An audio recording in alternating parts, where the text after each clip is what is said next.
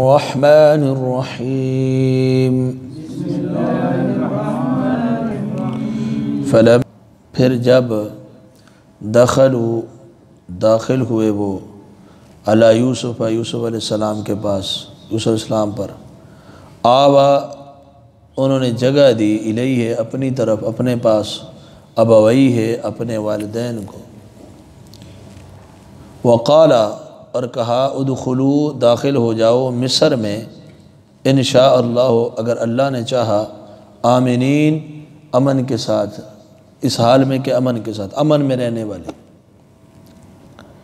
ورفع ابویہ اور اونچا بٹھایا اپنے والدین کو، علی العرش تخت پر، وخروا لہ اور وہ گر پڑے اس کے لیے، سجداً سجدہ کرتے ہوئے، وقال اور کہا یا ابت اے ابا جان، ھذا تأویل یہ تعبیر ہے، رؤیا میرے خواب کی، من قبل اس سے پہلے، قد جعلہا یقیناً کر دیا اس کو، یعنی اس خواب کو، ربی میرے رب نے، حقاً سچ، وقد احسن بی اور یقیناً احسان کیا میرے ساتھ، اذ اخرجنی جب نکالا اس نے مجھ کو، من السجن جیل سے، وجاء بکم اور لایا تم کو، یعنی آپ لوگوں کو، من البدو دیہات سے،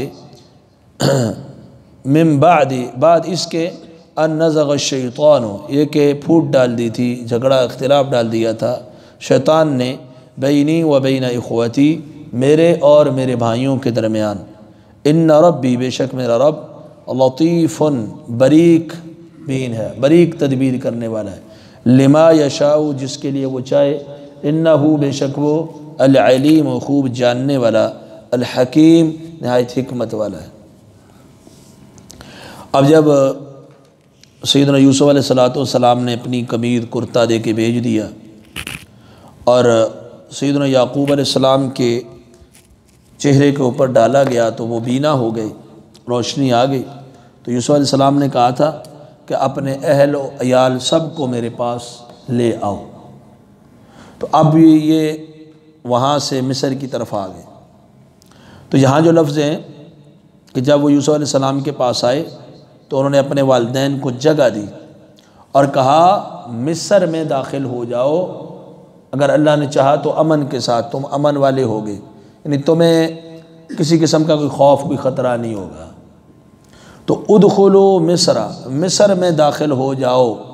اس سے یہ معلوم ہوتا ہے کہ سیدنا یوسف علیہ السلام اپنے والدین کے استقبال کے لیے، اپنے اہل و عیال کے استقبال کے لیے وہ مصر سے شہر سے باہر تشریف لے گئے، شہر سے باہر تھے تبھی کہا نا کہ اندر داخل ہو جاؤ، مصر میں داخل ہو جاؤ، تو مصر میں داخل ہو جاؤ اگر اللہ نے چاہا تو امن والے ہو۔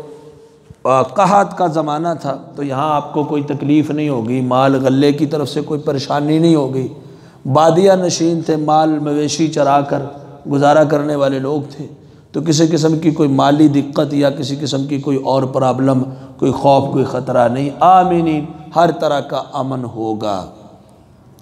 ورفع ابویہ علی العرش اور سیدنا یوسف علیہ السلام نے اپنے والدین کو، ابویہ اپنے والدین کو، ماں اور باپ کو تخت کے اوپر اونچا بٹھایا، جو مسند سیدنا یوسف علیہ السلام کی تھی، ظاہر ہے آپ وہاں کے حاکم تھے تو آپ کی مسند باقی لوگوں سے اوپر والی تھی، پروٹوکول والی، باقی لوگوں کے نیچے کوئی قالین یا کچھ بھی ہو سکتا ہے، تو جہاں یوسف علیہ السلام کے لیے اونچی مسند ہے، انہوں نے اونچی جگہ پر عزت اور تکریم کے ساتھ اپنے ماں اور باپ کو بھی بٹھایا۔ اور یہ قرآن مجید کی اس آیت، ان الفاظ کا ظاہر ہمیں یہ بتلاتا ہے، وَرَفَعَ أَبَوَيْهِ عَلَى الْعَرْشِ کہ سیدنا یعقوب علیہ السلام کی ماں اور باپ، ان دونوں کو، سیدنا یوسف علیہ السلام کے ماں اور باپ، ان دونوں کو سیدنا یوسف علیہ السلام نے اونچی جگہ پر بٹھایا، تو ان کی والدہ بھی تھیں، ان کے والد بھی تھے۔ بعض ائمہ نے یہ لکھا ہے کہ ان کی والدہ بچپن میں فوت ہو گئی تھی جب بنیامین پیدا ہوئے، تو وہ خالہ جو تھی ان کے ساتھ سیدنا یعقوب کی شادی ہو گئی تھی، تو اب یہ سیدنا یوسف علیہ السلام کی سگی ماں نہیں بلکہ خالہ تھی، حالانکہ اس بات پر صرف اسرائیلی روایات ہیں، دیگر اور کوئی بات بھی نہیں۔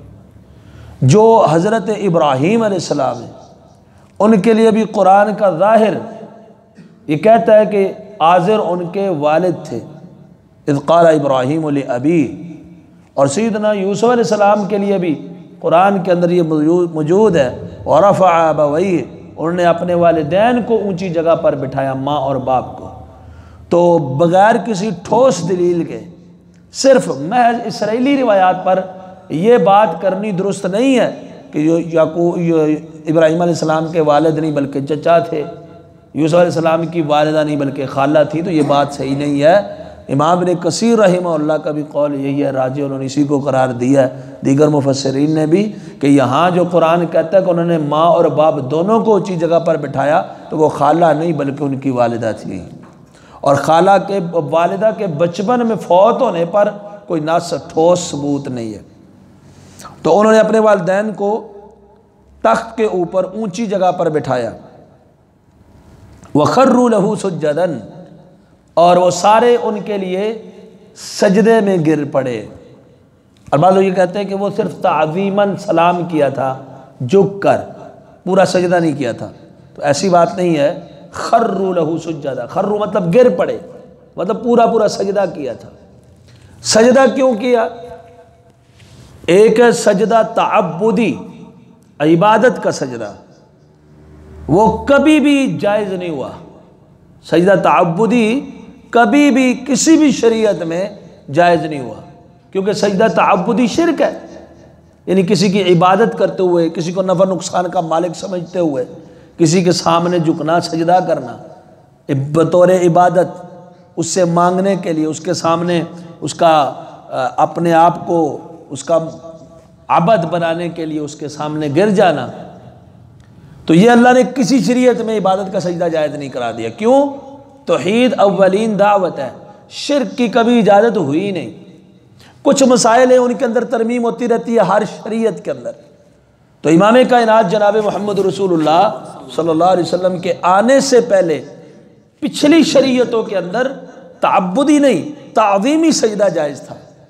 ایک سجدہ تعظیماً سجدہ، تعظیم مطلب کسی کا ادب کرتے ہوئے اس کے سامنے سجدہ کرنا، تو یہ پہلی شریعتوں میں جائز تھا، شرک تو جائز ہو ہی نہیں سکتا۔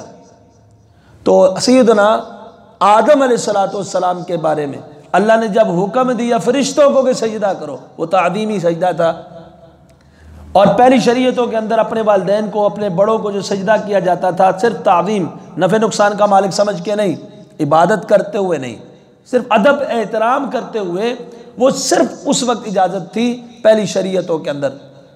سیدنا معاذ رضی اللہ تعالیٰ عنہ یمن سے آئے، امام ابن ماجہ نے اپنی سنن کے اندر روایت کیا صحیح سند کے ساتھ، دیگر کتب کے اندر بھی موجود ہے۔ آپ علیہ السلام، آپ رضی اللہ عنہ تشریف لائے، اور جیسے ہی نبی علیہ السلام کو دیکھا تو سجدے میں گرے پڑے، سجدہ کر دیا۔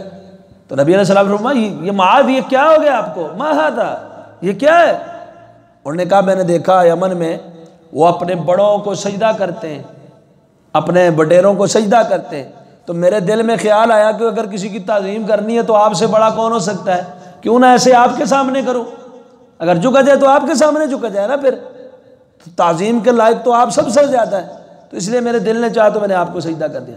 آپ علیہ السلام نے فرمایا نہیں، اگر میری شریعت کے اندر سجدہ کرنا رواں ہوتا، جائز ہوتا، میں عورت کو حکم دیتا اپنے خامند کو سجدہ کرتی، تاکہ اس کا حق اس سے اتنا بڑا ہے، لیکن شریعت کے اندر سجدہ جائز ہی نہیں۔ اب لب لباب یہ نکلا پہلی شریعتوں میں تعظیمی سجدہ جائز تھا، اس لیے بھائیوں نے، والدین نے سیدنا یوسف علیہ السلام کے سامنے سجدہ تعظیم کا جو سلام کا طریقہ تھا وہ کیا۔ آج کے دور میں اپنی ماں کو، باپ کو، کسی پیر کو، مرشد کو، کسی استاد کو، کسی عالم کو، خطیب کو، محدث کو، فقیہ کو، کسی کو بھی نہ عبادت والا سجدہ کرنا کبھی جائز ہوا نہ تھا، اور تعظیم والا بھی اب جائز نہیں ہے۔ امام کائنات محمد رسول اللہ صلی اللہ علیہ وسلم نے اس کو حرام کرا دے دیا ہے۔ سیدنا عیسیٰ علیہ السلام آئے، قرآن مجید کے اندر سورہ آل عمران میں موجود ہے، وَلِأُحِلَّ لَكُمْ بَعْضَ الَّذِي حُرِّمَ عَلَيْكُمْ، کہا جو تورات میں موسیٰ علیہ السلام کے ذریعے جو چیزیں تم پر حرام کر دی تھی ان میں سے بعض چیزوں کو میں حلال کرنے کے لیے آیا ہوں. یعنی حلت حرمت کی چینجنگ ہوتی رہتی تھی پہلی شریعتوں کے اندر، کئی چیزوں میں ترمیم ہوتی رہتی تھی، لیکن آج رسول اللہ صلی اللہ علیہ وسلم نے آ کر یہ جو جائز تھا تعظیماً سجدہ، اس کو حرام قرار دیا ہے تاکہ سد باب ہی ہو جائے. نہ تعبدی سجدہ جائز ہے نہ تعظیمی سجدہ جائز ہے. یہ جو سجدہ بھائیوں نے کیا یہ تعظیمی تھا جو صرف ان کی شریعت میں جائز تھا، ہماری شریعت میں نہیں. وَخَرُّوا لَهُ سُجَدًا. تو اس وقت جب والدین پاس بیٹھے اونچی جگہ پہ بھائیوں نے سجدہ کیا تو سیدنا یوسف علیہ السلام نے فرمایا یا ابت، اے ابا جان، ھذا تأویل رؤیایا من قبل، جو میں نے پہلے خواب دیکھا تھا نا اس پہلے خواب کی یہ تعبیر ہے. تعبیر کا مطلب ہوتا ہے اس کا اصل انجام، آج وہ واقع ہو گئی. کیوں؟ خواب کیا دیکھا تھا آپ نے سورہ کے شروع میں پڑھا، انی رأیت احد عشر کوکبا والشمس والقمر رأیتم لی ساجدین. میں دیکھ رہا ہوں کہ 11 ستارے سورج اور چاند مجھے سجدہ کر رہے ہیں. 11 بھائی لائن میں لگے ہوئے، سورج اور چاند ماں اور باپ سجدہ کر رہے ہیں، آپ کو سلام پیش کر رہے ہیں. کیوں؟ آپ اس وقت کے حاکم میں بڑے اپنی مجلس میں، یہ سارے ان کے سجدے میں ہو گئے. تو اللہ نے وہ مقام وہ مرتبہ دے دیا. اب سیدنا یوسف علیہ السلام نے فرمایا قد جعل ربی حقا، اس خواب کو میرے رب نے سچا کر دکھایا، آج وہ واقع ہو گیا، یہ اس کا انجام ہے، وہ اپنے انجام کو پہنچ گیا. اور پھر اللہ کے احسانات یاد کیے، قد احسن بی اذ اخرجنی من السجن، یقیناً اللہ نے میرے خواب کو بھی سچ کر دکھایا اور میرے ساتھ بڑا ہی احسان کیا جب اس نے مجھے جیل سے نکالا. اور دوسرا یہ احسان کیا کہ تم بادیہ کے اندر تھے، آپ لوگ جنگل میں دیہات میں، اللہ آپ لوگوں کو شہر کے اندر لے آیا. وَجَاءَ بِكُم مِّنَ الْبَدْوِ، اور شہر میں لے آیا. تو اب دیکھیے یہ پیغمبروں کی صفات ہوتی ہیں. سیدنا یوسف علیہ السلام بچپنے میں باپ سے جدا ہوئے، گھر سے نکل گئے، کنویں میں پھینکے گئے، بھائیوں کی دشمنی، اس کے بعد عزیز بکنا قافلے میں، پھر آ کر جناب تہمت کا لگنا، پھر جیل میں ڈالا جانا. کوئی شکوہ کیا؟ کوئی گلہ کیا؟ یاد کر رہے ہیں مقام اور مرتبہ ملنے کے بعد تو یہ نہیں کہہ رہے بڑی تکلیفیں کاٹی ہیں آج یہاں تک پہنچا ہوں، بڑی مصیبتیں آئی ہیں یہاں تک پہنچا ہوں، گھر سے بے گھر ہوا ہوں، در بدر پھرتا رہا ہوں، ٹھوکریں کھائی. نہ، کہہ رہے رب کے بڑے احسان ہی احسان ہیں، اللہ کا بڑے شکر ہی شکر ہے. کیا کہہ رہے ہیں؟ ابا جان دیکھو مجھے خواب دیکھا تھا، رب نے کیسے سچ کر دکھایا. ابا جان رب نے بڑا احسان کر دیا ہمارے اوپر، کس طرح مجھے جیل سے نکال دیا. احسانات یاد کر رہے ہیں جیل سے نکلنے کے بعد کہ جیل میں تھا وہاں سے بھی اللہ نے نکال دیا، آسان کیا بڑا. آپ لوگ دیہات میں تھے، جنگل میں تھے، اب یہ نہیں کہا میں بچپن میں گھر سے نکل گیا، آپ سے اتنی جدائی میں رہا، بڑا کام پہنچا. نہ کہا اللہ کا احسان ہے، اس جنگل سے آپ کو نکال کے اللہ شہر میں لے آیا. حالانکہ اس کے لیے تکلیفیں جو ہوئی وہ نہیں پتا تھا، جب سیدنا یعقوب کو پتا تھا جن کی آنکھیں بھی بینا نابینا ہو گئی. تو یہ پیغمبروں کی صفت ہوتی ہے. اور درمیان میں بھائیوں کی کسی بات کا تذکرہ ہی نہیں کیا کہ یہ ندامت و شرمندگی ان کو نہ اٹھانی پڑے. ہاں ایک بات کا تذکرہ کیا کہ رب نے احسان کیا، مجھے جیل سے نکالا تو میں دیہات سے لے آیا، بعد اس کے کہ میرے اور میرے بھائیوں کے درمیان شیطان نے پھوٹ ڈال دی تھی. اب بھائیوں کو بھی شرمندہ نہیں کہ بڑے احسن انداز سے بات کر رہی کہ اللہ نے شیطان نے میرے اور بھائیوں کے درمیان پھوٹ ڈال دی تھی، تو اللہ نے وہ بھی آج ختم کر دی ہے اور اللہ تمہیں دیہات سے لے کر شہر میں لے آیا. ویسے شہر کے اندر جب لوگ رہتے ہیں ان کا لوگوں کے ساتھ تعلق، میل ملاپ، اور ہر طرح کے بندے، اقسام اور انواع کے بندے ان کے ساتھ ملتے ہیں، اس لیے ان کا مزاج نرم ہو جاتا ہے اور جاننے کے حوالے سے بھی لوگ سمجھدار ہوتے ہیں. جو زیادہ تر جنگل میں رہیں، دیہات میں رہیں، ان کا مزاج بھی سخت ہوتا ہے. جیسا کہ ابن ماجہ کے اندر، ابو داؤد کے اندر حدیث ہے، من سکن البادیہ فقط جفا، جو دیہات میں جنگلوں میں دور دراز کے علاقوں میں رہتا ہے وہ جفا ہو جاتا، سخت ہو جاتا ہے. تو جو شہروں کے اندر رہتے ہیں وہ لوگ طبیعتاً جو ہے اخلاقی طور پر جو ہے وہ سخت نہیں ہوتے، نرم ہو جاتے ہیں. تو اس لیے یہاں بدو سے لے کر دیہات سے لے کر ان کو جنگلوں سے اللہ تعالیٰ شہر میں لے آیا. تو فرمایا ان ربی لطیف لما یشاء، بے شک میرا رب لطیف. لطیف کا مطلب ہے باریک بینی کے ساتھ تدبیر کرنا، جس میں کوئی چیز مخفی نہ رہ جائے. تو اللہ کی تدبیر اتنی باریک ہوتی ہے کہ باریک سے باریک ذرا بھی مخفی نہیں رہتا. لطیف، وہ باریک بین ہے، تدبیر بہت باریکی کے ساتھ کرنے والا ہے. کس کے لیے؟ لما یشاء، جس کے لیے چاہے. انہ هو العلیم، بے شک وہ العلیم بہت خوب جاننے والا ہے، الحکیم بہت زیادہ حکمت والا ہے. سبحانک اللہم و بحمدک.